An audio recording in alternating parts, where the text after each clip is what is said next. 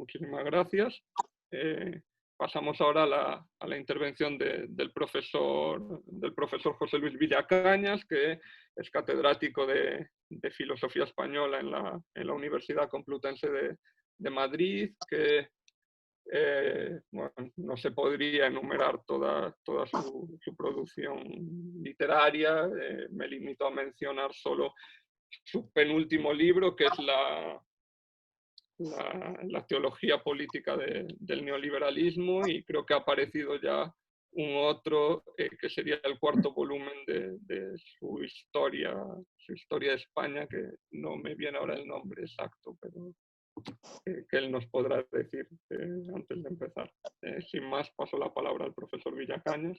Muchas gracias. Gracias, Sancho. Bueno, es muy placentero estar aquí con Fabio Frosini, naturalmente con Guzzone, con el autor del libro.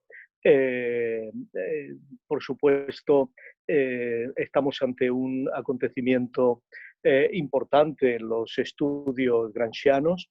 El libro es verdaderamente un esfuerzo extraordinario de erudición, de filología gramsciana, pero también verdaderamente de pensamiento y de problematización. Y como ya ha dicho Anxo, se mueve a muchos niveles que es muy difícil perseguirlos, ¿no?, en una presentación como esta.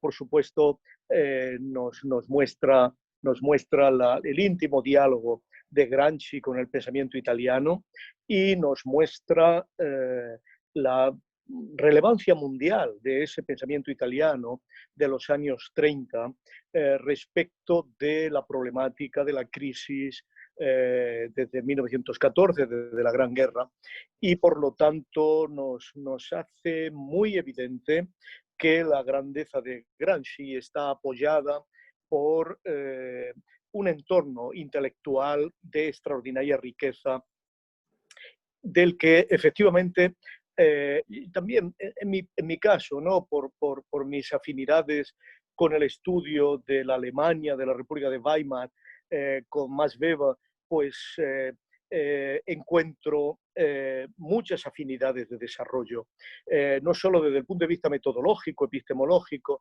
sino desde el punto de vista de algunas interpretaciones importantes de la Unión Soviética y demás. Bueno, esto efectivamente ya aparecía en el libro de Frosini anteriormente, pero quiero decir, ¿no?, que este contexto de estudios, de debates, me parece mucho más interesante y mucho más actual que mediar toda la recepción de Gramsci por el marxismo de los años 60, 70, que no se contrastaba ni estaba en condiciones de entender lo que había, ni de recordar lo que había sido la gran crisis de los años 30, crisis del Fordismo, crisis del americanismo, que desde cierto punto de vista es un panorama histórico más actual que el de estos debates altuserianos, ¿no?, acerca de la problemática de leer el Capital.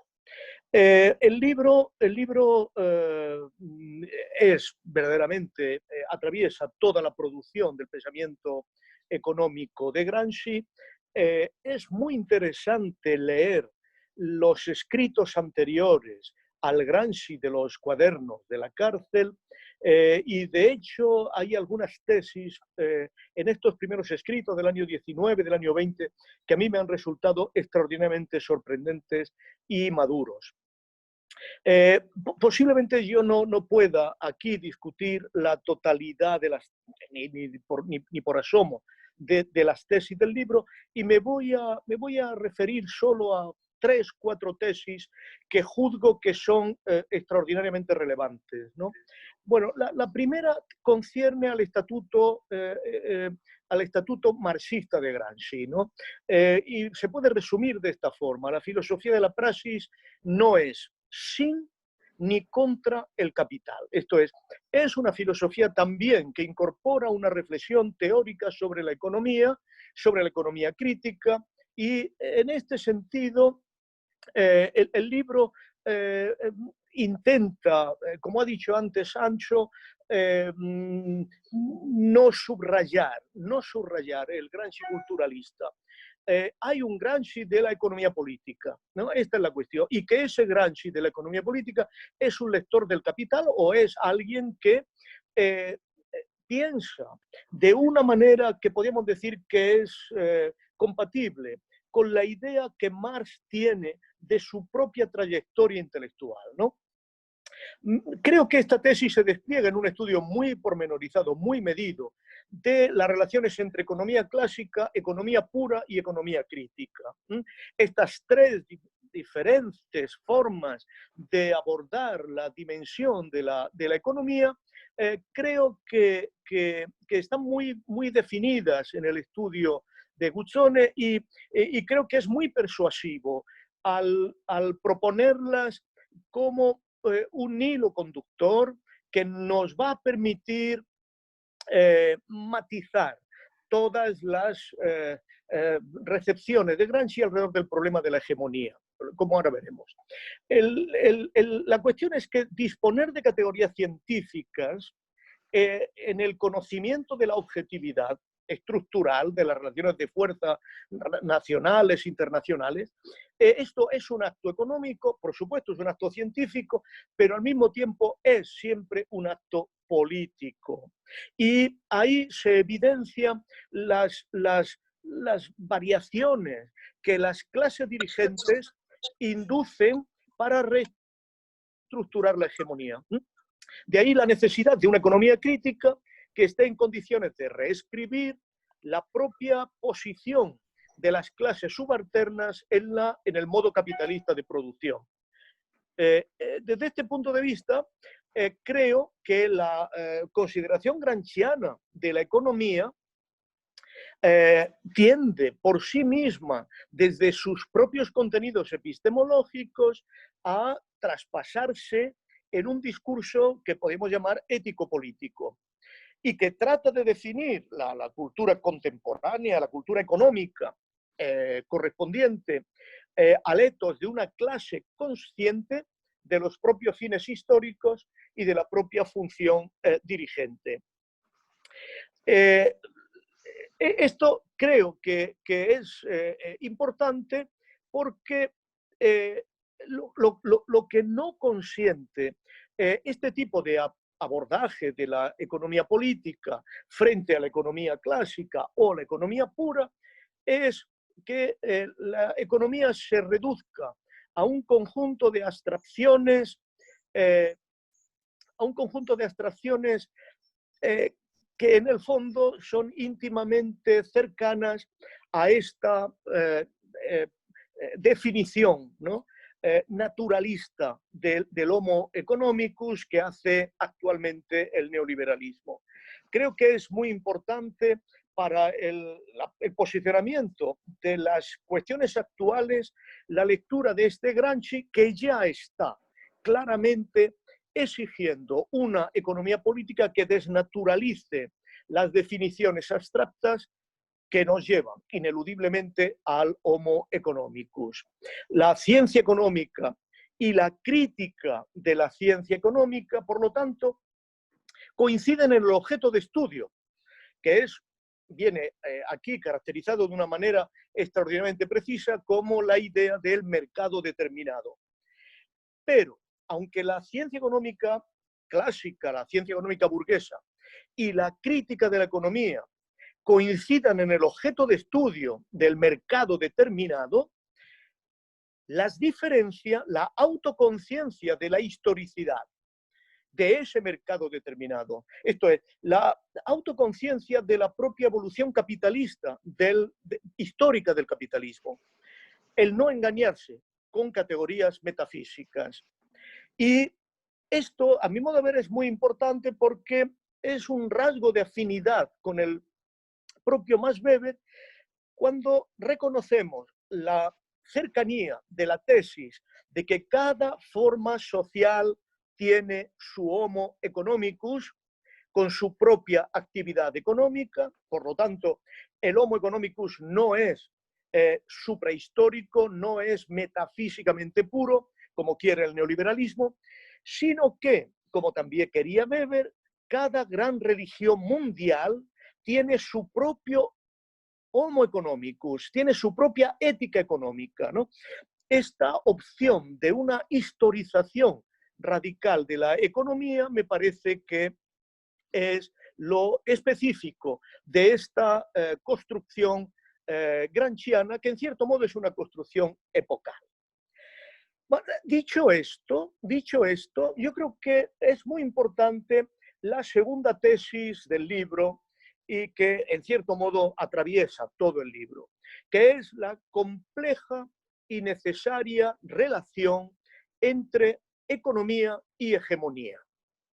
Esto creo que es importantísimo subrayarlo, porque hemos tendido de un modo permanente a recepcionar la idea de la hegemonía como una idea específicamente política o cultural. Y sin embargo, yo creo que Guzzone es muy persuasivo para convencernos de que hay una compleja, que hay que estudiar, pero en todo caso necesaria, entre economía y hegemonía. La economía, para este Gramsci que nos aparece a través del estudio de Guzzone, la economía no es inmediatez, no es, sino que está siempre atravesada por universales de pensamiento y siempre está dentro ya de una determinada ideología. En este punto creo que vuelve con mucha fuerza la centralidad de la categoría de mercado determinado. Una categoría que efectivamente no es nueva en los estudios gramscianos, pero que el libro de Guzzone lleva a casi identificarla con esa dimensión específica y necesaria de la economía en toda construcción hegemónica. Un mercado determinado, por supuesto, aparece, como ya indicábamos antes, a la hora de establecer lo que sería el estatuto diferente de la ciencia económica pura respecto de la construcción de la economía crítica, aparece por una parte como abstracción, en un sentido weberiano también, como formalización de los comportamientos económicos prevalentes que permiten establecer previsiones, cálculos, en fin, todo lo que sabemos, pero que en cierto modo garantiza resultados de equilibrio del sistema económico. Por lo tanto, podemos decir que el mercado determinado está ante todo, por supuesto en la forma económica básica, y está ante todo determinado por la estructura fundamental de la sociedad en cuestión.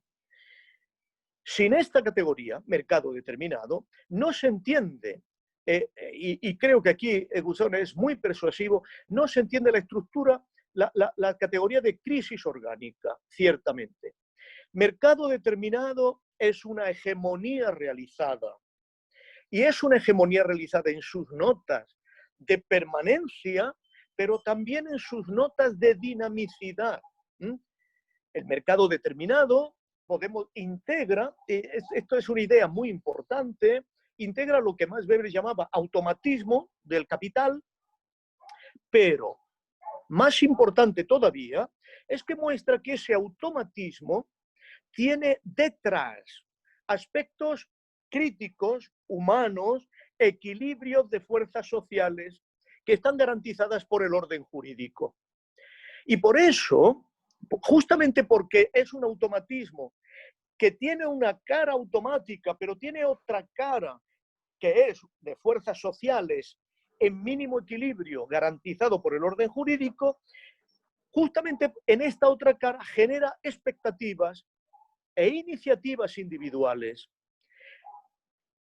Pero esto solo se produce a condición de que esas iniciativas individuales, esas acciones reales de los individuos, estén implicados y participen en la atmósfera ideológica de la que el automatismo resulta, ¿no? Y creo que esto es muy importante para mostrar algo que en la sociedad neoliberal, ¿no?, se puede aplicar de forma inmediata.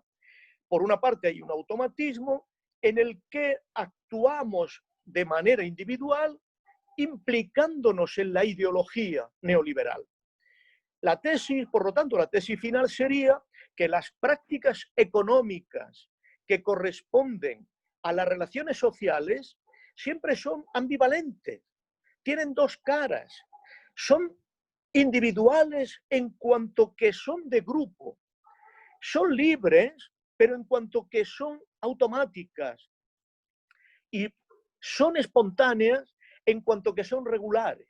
Esto nos muestra cómo Gramsci estaría en condiciones de entender la tesis Foucaultiana de que el capitalismo produce libertad, pero una libertad que está condicionada por su otra dimensión de necesidad. Y yo creo que esta forma de percibir Gramsci el proceso hegemónico como proceso fundamentalmente económico, esta hegemonía que se realiza en un cuadro de equilibrio en el mercado determinado, nos permite identificar que la dominación capitalista no es puramente coactiva, sino que está también atravesada por lo que el libro llama conformismos instituidos.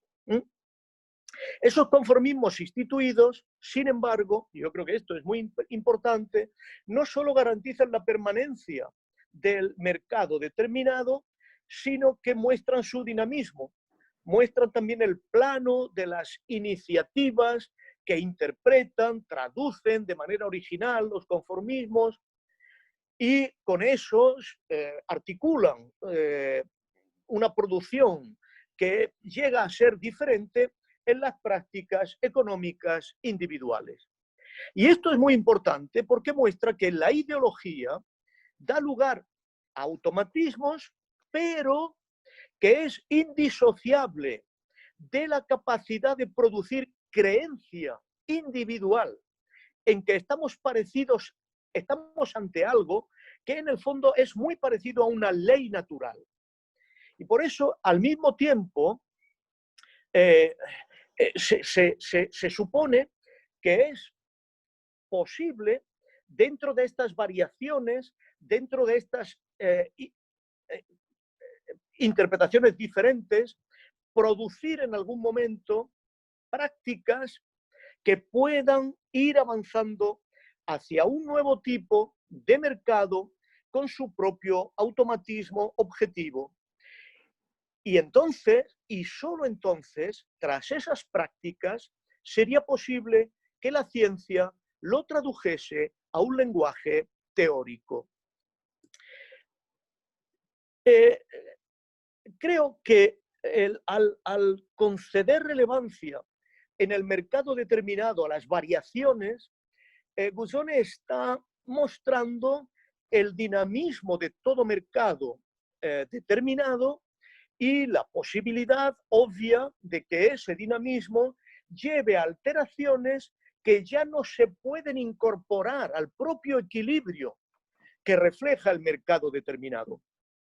Y que en ese sentido el mercado determinado no es un punto de condensación pasiva, sino que es un punto de condensación creativa, que es activo y produce la modificación de las relaciones sociales.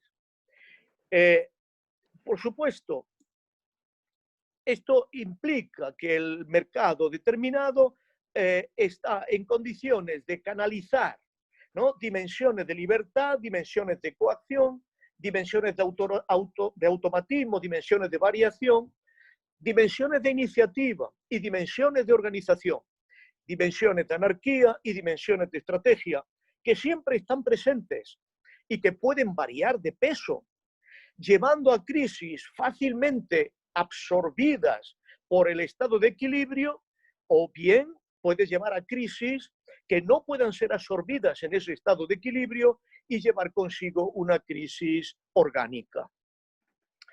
Por tanto, toda hegemonía debe plantearse el problema de hacer frente o de permitir y al mismo tiempo de contener una individualización no puramente individualista, sino que está en condiciones de explicitar y elaborar conceptualmente las formas inéditas de libertad e individualidad.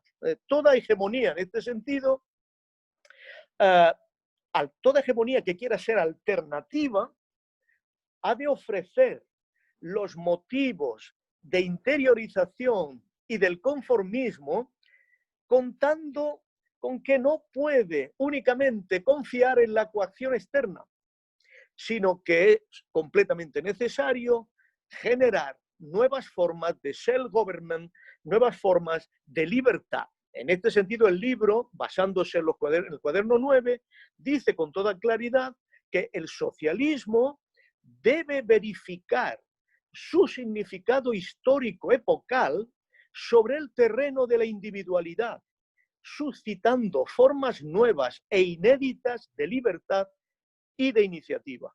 Yo creo que esto está íntimamente relacionado con aquello que pedía Foucault en el nacimiento de la biopolítica, de un nuevo gobierno socialista. Esto es, una nueva forma de producir, una forma inédita de producir libertad e iniciativa.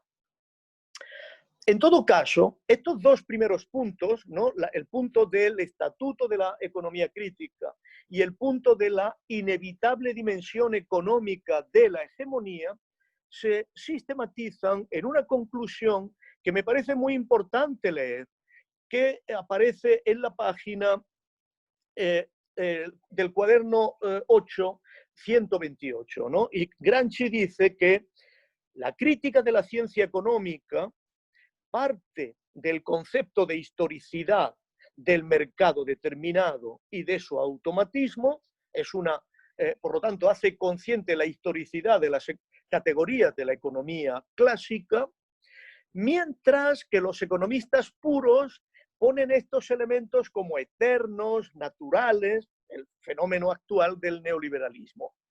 Pero la crítica de la ciencia económica analiza las relaciones de fuerza que determinan el mercado, esto es, no ve el mercado como algo inmediato, valora su modificabilidad conectada al aparecer de factores nuevos y a su reforzarse, y presenta la caducidad de ese mercado determinado.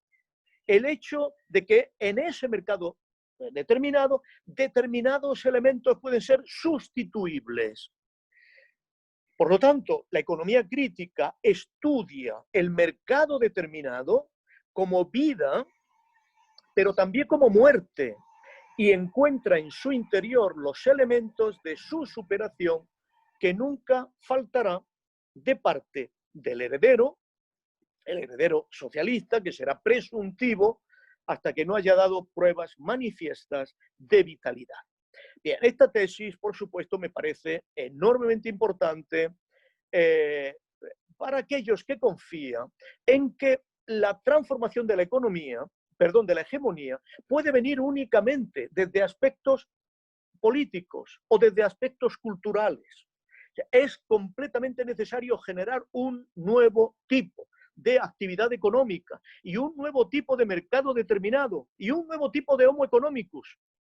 Porque no podemos pensar que el homo economicus del neoliberalismo pueda ser desplazado por el homo culturalis o por el homo politicus. Esto no es el sentido específico de la hegemonía gramsciana. Y desde este punto de vista me parece que el libro ofrece un horizonte no solo teórico, sino al mismo tiempo práctico de lo que son las categorías gramscianas y de lo que significa realmente utilizar desde dentro las dimensiones del mercado determinado actual y vigente para avanzar hacia innovaciones, renovaciones, interpretaciones completamente diferentes. Por supuesto que no voy a incidir, Ancho ya lo ha hecho y tengo muy poco tiempo, en la tesis que me parece enormemente importante de la traducibilidad de los lenguajes y que efectivamente en la página 146 muestra que es la manera en que se produce la deconstrucción del materialismo histórico y su metamorfosis en filosofía de la praxis. Por supuesto, he de recordar igualmente que en esta traducibilidad siempre llega con retraso la traducibilidad de las categorías de la economía a la política. Y en este sentido, no solo es que la política no es el primer frente en la guerra de posiciones para transformar la hegemonía, es que el lenguaje de la política es el último en llegar. Va con retraso respecto de la transformación de las categorías económicas como tales. No sé el tiempo que me queda, pero quisiera ir al punto problemático del libro para mí, porque verdaderamente el libro merece una atención muy pormenorizada, muy pormenorizada. El punto problemático, para ser abordado de manera adecuada, debemos situarnos ante el Gramsci, que es un pensador de las tensiones entre el sistema económico mundial y los estados nacionales, ¿no? Y esto ya desde el año de 1919, cuando escribe sobre vida política internacional, con un pasaje que a mi modo de ver es muy decisivo. Gramsci, desde este punto de vista, se nos presenta como un pensador de la era de los imperios, como un pensador sobre las reflexiones sobre la moneda mundial, del cuaderno 15.5, que me parece paradigmática, así como el pensador que muestra ya de manera muy nítida el proceso de financiarización de la economía, perfectamente detestada desde su artículo de 1921, chi debe pagare, ¿no? Con un texto que es verdaderamente extraordinario, de la página 70. Su interpretación de la URSS en este sentido me parece que es en la línea de lo que hizo Frosini en La religión del hombre moderno, me parece que es extraordinaria y de una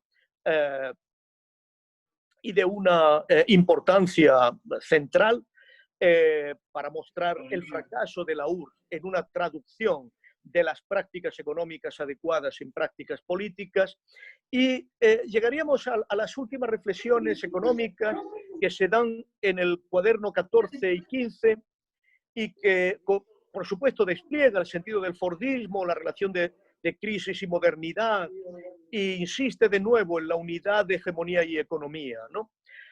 Pero al final, ciertamente, se llega a la pregunta, que a mi modo de ver es la pregunta fundamental, que se plantea de este modo. Si la filosofía de la praxis se presenta en su momento filosófico como una crítica y una reforma del sentido común, y en su momento político como una previsión de los esfuerzos prácticos que se cumplen para suscitar y organizar una voluntad colectiva, ¿cómo se presentará en su momento específicamente económico? Esto, que está en la página 164 del libro de Guzzone, creo que es el problema que las recepciones de Gramsci no han abordado. Han abordado la filosofía de la praxis como momento filosófico, de reforma del sentido común, culturalismo, han abordado el problema político como construcción de voluntad colectiva, pero la pregunta de Guzzone, ¿cómo se presentará en su momento específicamente económico? Esto no ha sido abordado. Y creo que hacernos la pregunta es completamente necesario para avanzar en, al menos en la identificación y en la contestación. Por supuesto, lo que hemos venido diciendo implica que es el momento específicamente económico solamente puede, ante todo, inaugurarse como una autocrítica del mercado determinado, de la hegemonía ya dada, ¿no? Y una crítica de su saber científico. Por eso creo que la actividad teórica fundamental en este momento es la crítica del mercado determinado neoliberal. Y una crítica de su saber científico, del saber científico que lo expresa.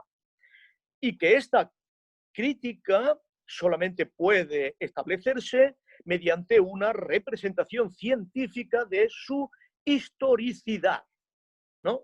Es un humilde intento, es lo que he pretendido hacer en el libro de la historia del capitalismo contemporáneo, del neoliberalismo como teología política. Pero al mismo tiempo, no solo de su historicidad, sino que de su historicidad ya implica conflictualidad de ese mercado determinado, de sus variaciones, de sus innovaciones, de los intentos de absorber las variaciones y por parte de las clases dirigentes y, naturalmente, porque el análisis de esas condiciones materiales de mercado determinado y sus contradicciones internas y su conflictualidad es lo único que puede llevarnos a un examen de las condiciones realistas de toda iniciativa política. Todo esto lo asume Guzzone en la página siguientes, pero el problema, a mi modo de ver, es que yo temo que el automatismo nuevo, el automatismo incipiente que requiere otro mercado determinado o otro homo economicus determinado, no se puede derivar nunca exclusivamente de la crítica. Yo creo que esto es muy importante que lo tengamos en cuenta. Las prácticas que se expanden y que generan un sentido de libertad, las prácticas reales, no se derivan fácilmente de la dimensión crítica. Y creo que el sentido del automatismo que utiliza Gramsci aquí no es demasiado pregnante, o quizá debiera ser pensado con más fuerza. ¿Por qué? Porque el no pensarlo así hace que estemos inclinados a soluciones que me parecen problemáticas. Por ejemplo, Gramsci dijo en esta misma línea, dijo, y creo que desde este punto de vista con mucho acierto, esperar que por la vía de la propaganda y de la persuasión la sociedad civil se adecue a la nueva estructura o que el viejo Homo economicus desaparezca sin ser enterrado con todos los honores que merece, esperar eso es una nueva forma de retórica económica, una nueva forma de moralismo económico vacío y poco concluyente. Este es el punto. En último extremo, Gramsci, al final, no tiene otra tesis que la conquista del Estado, para imponer desde el Estado el nuevo automatismo, el nuevo conformismo, correspondientes a una nueva situación económica, dice Guzzone, página 168. Pero parece que esto no se condice, y este es mi punto, con la comprensión de que el mercado determinado es un mercado mundial para Gramsci. Como dice en el cuaderno 9, toda la actividad de un país puede ser juzgada solo en relación con el mercado internacional. Y existe y ha de valorarse en cuanto está inscrita en una unidad internacional. No existe un balance puramente nacional de la economía, ni por su actividad particular, ni por su complejidad. Y en este sentido, el libro es sincero y muestra el repudio de Gramsci de todo neomercantilismo, de la autarquía, del nacionalismo económico, etc. Y la necesidad de un mercado mundial libre y abierto que sirva de comparación a las economías nacionales según los costes comparados. Debemos pensar esto con mucha atención, a mi modo de ver, porque nos muestra que la conquista del Estado, en este sentido, no es suficiente para generar un nuevo automatismo, no es suficiente para generar un nuevo sentido de la libertad, no es suficiente para generar una nueva forma económica que deba ser la que tenemos que introducir inevitablemente en las concepción hegemónica, en una nueva concepción hegemónica en la que podamos estar interesados para mantener, como es natural, el el proceso emancipatorio de Gramsci, ¿no? Por supuesto, el libro da muchos apuntes que pueden ser interesantes, sobre todo en la dimensión nueva del trabajo, las formas nuevas del trabajo, la íntima relación entre trabajo y ciencia, la comprensión del científico como, el científico técnico como eh, obrero, como eh, alguien que elabora, alguien que trabaja. Y desde este punto de vista creo que podríamos vincular todas estas cuestiones a las nuevas formas de trabajo que son necesarias tener en cuenta para estar en condiciones de producir un mercado determinado de otra índole que el específicamente liberal. Pero creo que el libro es decisivo para enfrentarnos a esta nueva problemática que los estudios gramscianos han descuidado, y por supuesto el libro es extraordinario para enfrentarnos a la problemática epistemológica de qué tipo de saberes estamos aquí ordenando, organizando, estableciendo en una estructura de traducibilidad y construyendo en este sentido sí un mundo, un principio civilizatorio o una concepción del mundo sistematizada, sistemática, que esté en condiciones de romper con la metafísica, por decirlo así, de la economía clásica, de la economía pura. Yo lamento no haber tenido todo el tiempo para realmente repensar bien este libro.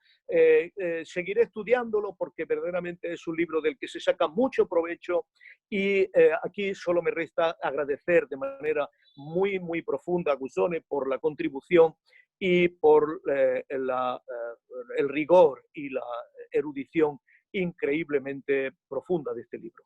Muchas gracias.